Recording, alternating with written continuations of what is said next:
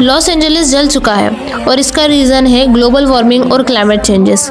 और क्या पता ये नेचर की कोई हिंट रही होगी, क्योंकि नेचर के साथ हमने इतनी खिलवाड़ जो करी है।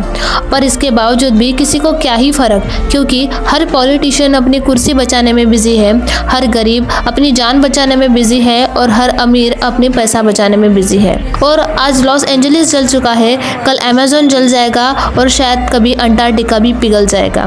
पर इसके बावजूद भी क्या बचेगा आपके हाथ में? ना आपका पैसा रहेगा, ना आपकी जान रहेगी और ना ही आपकी कुर्सी।